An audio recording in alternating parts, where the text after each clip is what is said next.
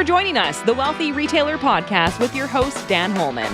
Every episode, Dan dives into the retail headlines that matter to you, the independent retailer, covering topics ranging from retailer inventory, technology, marketing, retailers' questions, and more. The Wealthy Retailer Podcast is brought to you by Canadian Retail Solutions. Learn more at retailbycrs.com. And now, here's Dan Holman. Hey everyone, welcome to the Wealthy Retailer Podcast for the week of June 3rd. Of course, you know I'm Dan Holman. I've got my main man, Rob Lawlisher from Road 55. And this morning, Rob shared with me that this is a 1-year anniversary for this platform. So we killed the Bulldog in June last year because we thought, hey, the pandemic's over. We're reopening. This can't go on forever. We thought can't go on forever. And here we are a year later. So happy anniversary, pal. Yeah. A year of doing it this way. You're talking about the headlines of retail and every week, like the stories just keep coming. And they don't stop. It's been fun. I've loved it, from the learning of the retail side, but so much of it, Dan, is I'll say entrepreneurship too, right? And just nuggets of gold every single week. And hopefully we've got a couple more this week. There might be one or two things I hope that come out of it.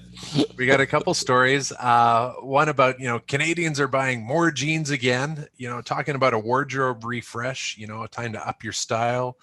Could be maybe some like myself where maybe you're a different size than you were a year ago. And that's forcing some of your wardrobe refresh. But we'll be chatting about that. And of course, a topic we've hit on many times about BOPIS, the buy online, pick up in store. But here's another angle, and I'll say it's elevated because it's from the Harvard Business Review and talking about how BOPIS really gives retailers an edge. Mm-hmm. And then a great topic we've got to cover in this week's retailer question. You said it'd come up a couple times this past week, different retailers, talking about, what is the best loyalty program that connects with the POS system, and probably more importantly, Dan, then what do you do with it, right? Like what's the best use for that tool? So I'm really looking forward to this, and let's kick it off with that first Rob needs a bigger pair of jeans story. Coming from cbc.ca, Canadians are buying more jeans again. Are you ready for the wardrobe refresh? So what jumped out here, Dan? Well, this is all about apparel coming back with a vengeance. And this report from CBC says that the clothing industry is poised for this post-pandemic comeback as shoppers plan for their fresh start or restart. And we read through this article. There's lots of good content in it that supports the idea that, hey, apparel retail is going to be better than okay. And Stats Canada shared some numbers. I think it was last Friday it came out. They talked about the top 5 selling items in March were t-shirts, jeans, active pants, coats, and non-sports bras. So for my bra and intimate clients that I've been saying, God damn it, sports bras gotta be coming back. People want to get more active. It's still non-sports bras are one of the top items sold. And I'll also add to that February, March, and April, and through May, dresses have been back with a vengeance. And so retailers, ladies, you have to pay attention to these trends. Definitely, that t-shirts have been on an upward trend for a long time. Denim, after the leggings debacle a few years ago, denim came back with a bit of a vengeance. And then we saw it soften through the pandemic. Well, now we're starting to see some of that more premium denim or better denim, not necessarily premium, but better denim, certainly picking up sales. And Stats Canada on Friday released its March over March and March over February numbers that showed sales at clothing and accessory stores rose almost 24% in March. This is from Stats Canada. Yeah. So for our Canadians, Rob, we've been closed or horribly restricted through that period. Effectively, Ontario has been on a pretty severe lockdown since Christmas, and definitely before. But to see that March over February improvement and March over March improvement, obviously pretty significant for us. And more on that, I'll say that apparel sales grew more than any other type of product in that month. So what else and not just the last year, if I'm not mistaken, Dan. No, it's month over month. No, but to March like 2019, there's still an uptick on that comparison too. Exactly. Yeah. And what a good segue. Our partners at Management One are a little bit more on the ball than Stats Canada. We're collecting data every single day from that retailer, audience, from the retailer database. Straight from the sales machine. Right from the machine, man. Yeah. And so Management One sent out in their, I'll whisper, inner newsletter that the April performance numbers, year over year are up 310%. Now, lots and lots and lots of retail was closed in 2020. So they also went back to 2019 to compare April's performance.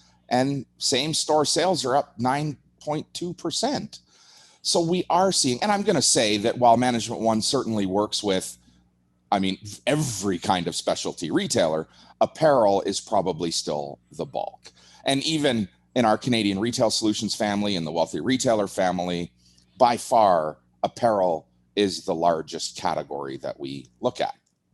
So what for me was most inspiring in this article, and sort of paired with that newsletter from Management One, and I'll just throw one more plug in. If you're not getting the Management One newsletter every month, you should just head over to managementone.com and sign up. Tons of great information in there.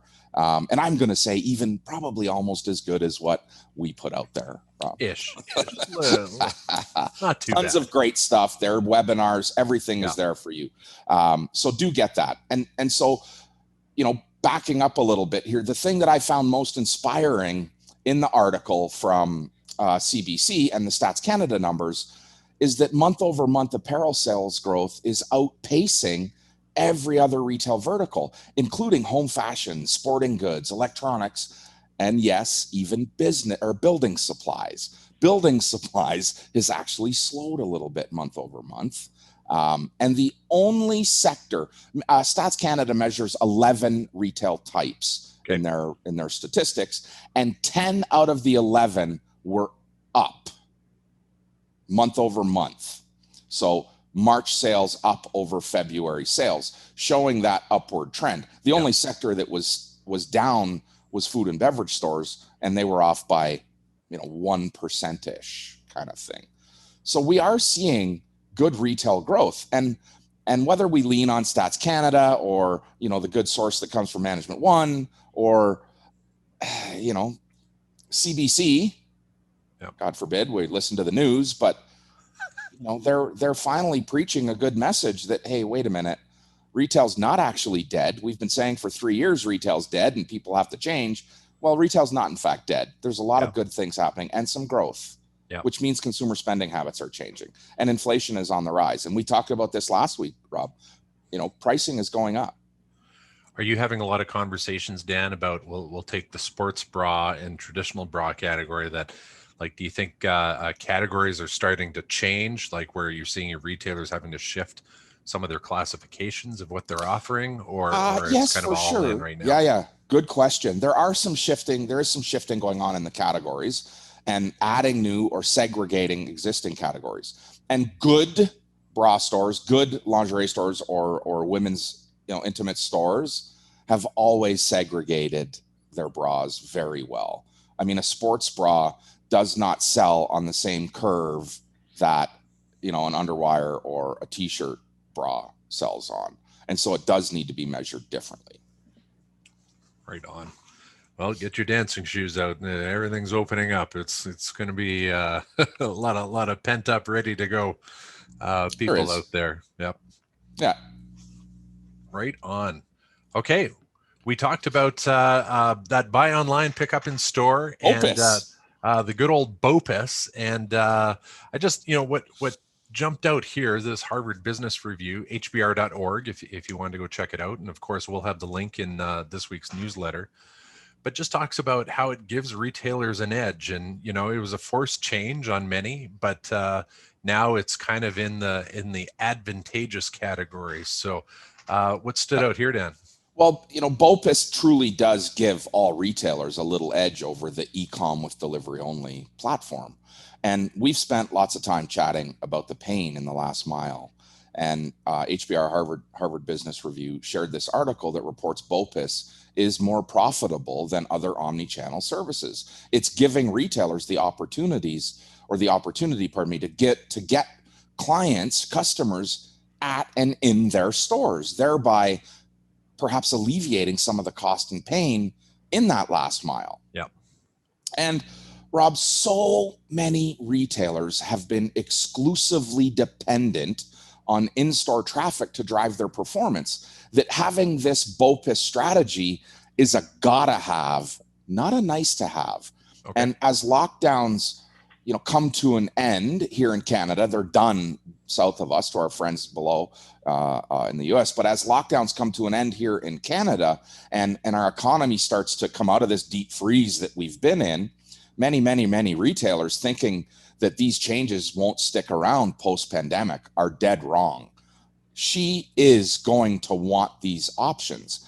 And this article goes on to report 40% of Americans tried this new shopping method in the last year, and 3/4 of people tried curbside pickup, BOPIS, or delivery, and they want to continue using these services after the pandemic ends, which, you know, presenting a challenge for businesses that it envisioned this shift to e-com as a sort of stopgap. It's not a stopgap. It's here to stay. It's here for good. And customers will not return to the old habits. Customers as a mass will not return to their old habits. They're going to expand on the current habits, on these newly formed habits. And if you're a retailer thinking that, oh, yay, lockdowns are over, now I'm going to start to see a big flood of store traffic. No, they still want these options. We have to continue offering solutions that meet her changing expectation. And Rob, the winning combination for e-commerce for many years, the winning combination was speed and convenience. It was how they beat us. They were faster and they made it convenient. Well, BOPIS didn't really exist, you know, in a short 18 months ago. It did and it didn't. It really came on with a vengeance. Go back 3 or 4 years, you know, Amazon was kicking the shit out of people by making everything ultra convenient and ultra fast. Well, now, you know, you have to be able, as an independent retailer, you have to be able to offer speed and convenience as that knockout punch. Speed being get the product ready right now, and convenience, make it available for a drive-by, almost said drive-by shooting, make it available, you know, for a flyby, for a drive-by. Right. Yeah. It has to become part of the way she wants to do business. And a drive-by pickup is high on her convenience list, right? We're not playing the pricing game anymore. We've moved past the pricing game. And if we're stuck in that, give your head a little shake and let's remember that it's not about pricing anymore. The world has changed. Driven a little bit on the consumer side, and the article talks about like the perception of not paying for delivery. Right. Okay, I'll come get it. And the number that jumped out, I loved it, was that 85% of consumers coming to the store for that BOPIS pickup end up buying even more stuff. Buy more stuff. Right. They get, that's what I mean when I say we get customers at and in our store, which is where we shine. Yep. And our retailer question, Rob, is all about the shine, man. It's all about inspiring loyalty. The question wasn't inspiring loyalty, but I took it down that road. Right. But this is what BOPIS does. They're going to be more loyal to you because you offer this convenience. Right? Yep. And at the core of it too, Dan, they talk about that they feel this is the most profitable transaction, if you will, of the whole omni-channel experience within and giving you, you know, a bit of a segue to our next topic about loyalty.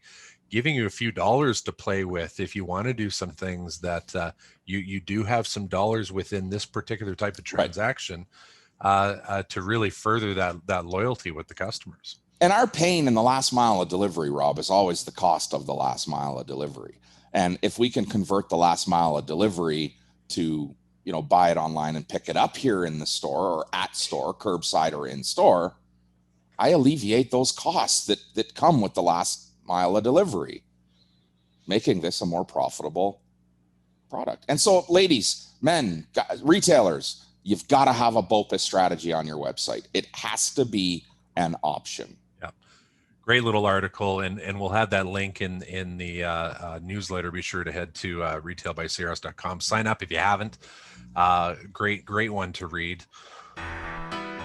This podcast is brought to you by Canadian Retail Solutions. We've been empowering retailers across North America for 30 years with the latest in point-of-sale technology, best-in-class support, merchandise intelligence with open-to-buy planning, and much more. CRS has the retail solution to help take your retail business to the next level of success. Visit retailbycrs.com to learn more. Remember, Canadian Retail Solutions exists to help make you, the independent retailer, better. Okay, Dan, great question this week. Questions, came a couple times too. Yeah. The topic about, loyalty programs with real retailers. I'm going to say, from the big retailers down to, man, the tools are there now. You can be the smallest retailer out there, and there's some great options for you to create your own little loyalty program. Tell us what came about in this conversation. Yeah, so this question first came on Friday when Thursday or Friday when last week's podcast aired. I got this question from a retailer here in Edmonton, and then I got an email on Monday from a long-time listener in Delta, BC, and Kaylee at the Urban Rack, had some really great things to say, a really great review of the website, and said that she has been listening to this since the pandemic began. Nice. That she's been listening to the podcast and that it has helped her. It's given her not everything that applies to every single retailer, but it does give her some, something to chew on coming out of this. So the original question was, can you recommend a loyalty program that connects to my POS system? And then Kaylee wrote in and said, hey, can you do this for me? I have this question. Is there one? What do you recommend? Yeah. And the simple answer is 100% yes. There are lots of different products that integrate to point of sale that help ease that pain. So yes was the answer. Now, I'm going to say, Rob, there are several other questions we should be asking ourselves ahead of let's find an integration. We've got to better define customer loyalty and what it means to us as an independent retailer. Right. Yeah. Right. Yep. And so, let's just start out really simple. Let's Google the word loyalty and you get the definition: giving or showing firm and constant support or allegiance to a person or an institution, right? Loyal. The definition is giving or showing firm and constant support or allegiance to a person or institution. Person, indie retailer. Institution, retail store. Loyalty is genuinely having their best interests at heart and ensuring that the relationship is reciprocal. So before we go and add expense to our business, building or adding an integration that will more than likely try to buy loyalty versus earn it, let's ask ourselves, how do we inspire a strong feeling of support or alliance from both the external customer and the internal customer? Let's not forget about the internal customer, our team. Buying customer loyalty is totally fine. And lots of people out there, lots of retailers out there, and they're happy buying loyalty. And it's okay as long as you're willing to lose that customer to a higher bidder. There you Hence, go. Why I say loyalty needs to be, earned rather than bought. So let's think about inspiring loyalty. Let's just start with our team or our employees. Your people become loyal to you through inclusion, recognition, respect, the difference that they make in your business, and most importantly, trust. Every good employment relationship, Rob, you've ever been in, that you've ever been loyal to, was based on a foundation of respect, reward, inclusion, and trust. It never had anything to do with money. Money does not make you loyal. It makes you susceptible to the highest bidder, right? So if this is how we think about our team and creating or inspiring loyalty with our team, why do we think about customers any differently? Let's talk about restaurants for a second. Are you loyal to a restaurant? Right? Let's remember what loyal means, right? This giving or showing firm and constant support. Do you go back to the same restaurant over and over again? Do you deem yourself loyal to a restaurant? I know I do. Yep, totally. I know I don't use the term loyal restaurant. I use the term favorite restaurant. That makes me loyal to that restaurant. It's my favorite. Why?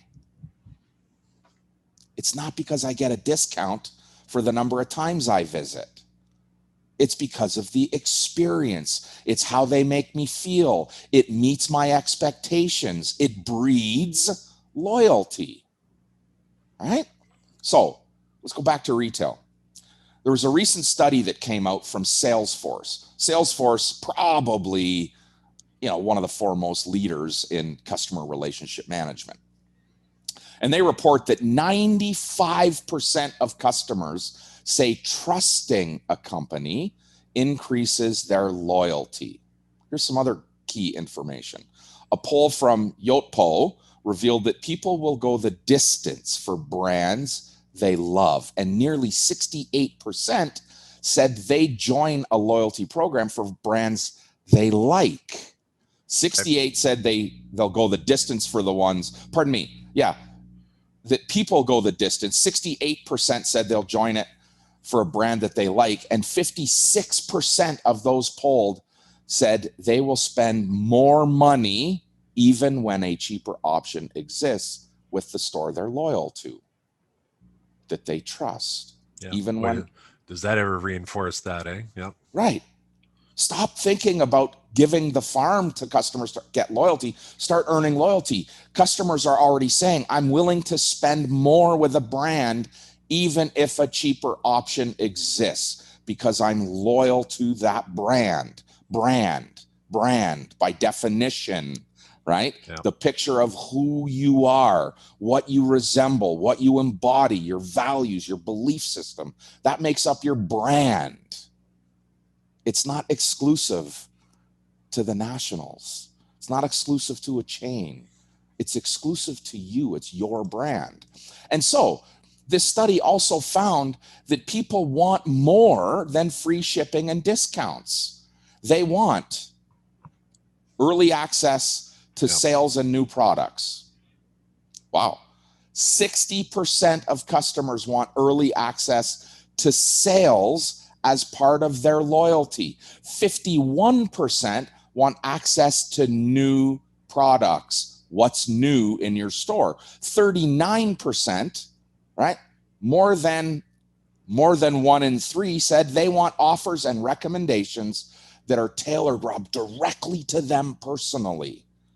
So this message for retailers, God damn it, before you look for a solution that simply integrates with POS, you got to first understand what loyalty is and the different types of loyalty platforms or programs that are out there and how they benefit her. There are really 4 types of loyalty, and I'll give you sort of a brief rundown. Okay. And we should share some of this content. Yotpo is an integrator with Shopify, and they did one of these studies on all of their Shopify business that they see, right? So we've got relevant information here coming even from the e-com world, where loyalty seems to be more prevalent than it is in B&M or in brick and mortar. Okay. So the 4 platforms. Okay. Points-based loyalty. Number one. So points programs are the most common type of reward programs. They let customers accumulate points that they redeem for freebies, cashbacks, perks, etc. Customers don't just earn points from purchases, they earn points from sharing on social, leaving reviews, having a birthday or gamification. There's lots of ways that we can earn points by being an ambassador, right? An ambassador for a retailer, screaming from the mountaintop about the good work that retailer does. So there's points-based loyalty. Okay. Then we have number two is tiered loyalty. Tiered loyalty programs are a type of membership where customers get different benefits depending on their rank. Businesses rank membership groups or membership into groups depending on criteria like sales or engagements. And these rewards give customers a goal.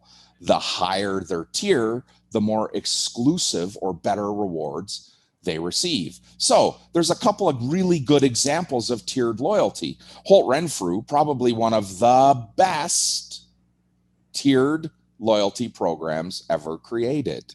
It does look at annual spending with a customer, and the list of inclusions goes on and on and on and on, least of which is discount driven.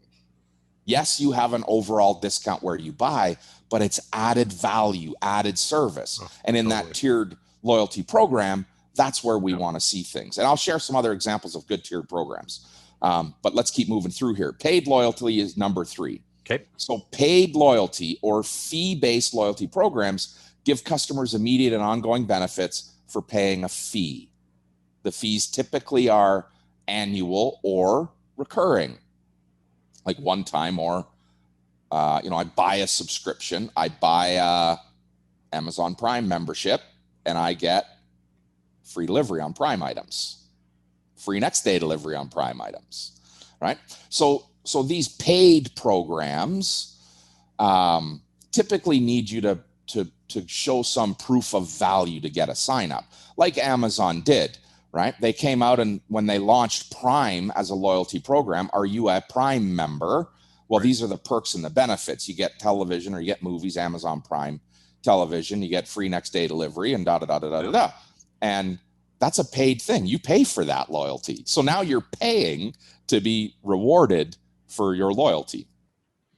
Seems backwards, doesn't it? And a bit of the, the focus on the word of say subscription versus membership. And you're a member, not a subscriber. Like you're part of this, part of this group. Yeah. And listen, you're going to see that in lots of different places where you become this type of member. We do it ourselves at CRS. We have, our bronze membership and our all the way up to our diamond membership. Okay. And the inclusions at the diamond level are quite significant in comparison to a bronze level. And there's lots of that in the world. And that in itself is really tiered loyalty, not necessarily or certainly not paid loyalty. All right. So lastly, the fourth kind of loyalty platform out there is what we call value loyalty. And the idea behind a value-based loyalty program is to connect customers on a deeper personal level. It usually involves donating a percentage of purchases to a charity or welfare program, right? And you can offer lots of options for charities to choose from with your customers, things that genuinely align with her values. And this program, while it doesn't necessarily reward the customer, it still holds a special place for them as the rewards become a benefit to the greater good, to the greater society. And brands often create hybrid loyalty programs using this model of value loyalty. I'll give you an example. Sephora lets members donate reward points to the National Black Justice Coalition. Okay. And speaking of Sephora, they have one of the strongest programs out there with tiered loyalty. When I start to think about what tiered loyalty really means, and for me, I think tiered loyalty is probably the best strategy for a retailer. Who else does tiered loyalty really well? Well, I think tiered loyalty exists, created by airlines. Yeah. Right? The more you fly, the more benefit you get. Now, you arrive to the location 100 feet later than the person at the front of right. But no, totally. The experience seats wider, of that, seats deeper. 100%. I get a glass instead of a plastic cup. Maybe I get a meal. Maybe I get early onboarding. Maybe I get free baggage. That whole tiered platform comes from me being a loyal member of WestJet. The last 15 months has seen me go from the top tier almost all the way back to the bottom with no travel. But Rob, they do a very good job of rewarding their audience in this tiered platform. Credit cards are another example of people that have great tiered loyalty programs. And whether that's a cashback or travel rewards or points rewards that can be redeemed for product, it's a tiered platform. The more you spend, the more you get in perks. Yep. Right? Now, Sephora was a good example of this tiered loyalty program where when you become, one of their elite members, you have a standing 20% discount in the store, in addition to ... right? Holt Renfrew was very much the same way. Things from same day delivery, free tailoring, free dry cleaning, things that are added benefits to being part of that club. So for our retailers, we've got to remember where loyalty comes from, right? Loyalty comes from inclusion, keeping them informed. Yep. It comes from recognizing them, recognition, right?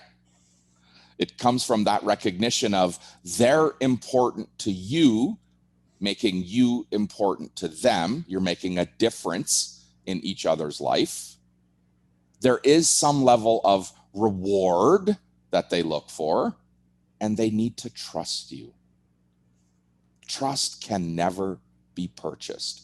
So I'm going to say this for every retailer today that is out there competing for customer trust and loyalty. The best way to build trust and loyalty with your customer is through her experience in your store, and an experience that they aren't getting from your competition. Rob, this is where competition, competitor intelligence becomes so important. Where's the gap? What can you do that they're not? Get them where they ain't.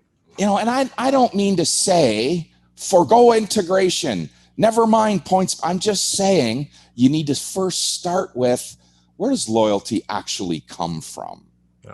Well, you just gave an amazing overview of kind of the why and the different elements of it, and I really like that. Before just jumping right into, well, here's the tools and here's how the integration works, and because it ignites a lot of thought into how do we want to approach this as our retail operate? What's our approach before we get to the tool side? Yeah, before I pay for something. Before I pay for a tool, I need to first understand what the tool is going to do for me, or not for me. Pardon me. I don't want to say for me. Let's erase that. What it's going to do to enhance what I'm already doing. It can't be a replacement. Rob, from the very beginning, footsteps and finger clicks in your store, customers are loyal. You have the ability to earn their loyalty through that experience. I'll say it again, from their first footsteps and their first finger clicks in your store, you start to earn their loyalty, right? Through inclusion, recognition, respect, and goddammit, trust. None of which you can buy.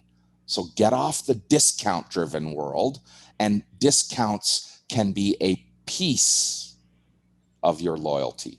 Loyalty starts with how much you do for them, how much you care about them, how you include them, all the stuff that, I'm going to sound like a broken record now, but it's a reality, man. You gotta do more for her and her experience. That's awesome. Loyalty.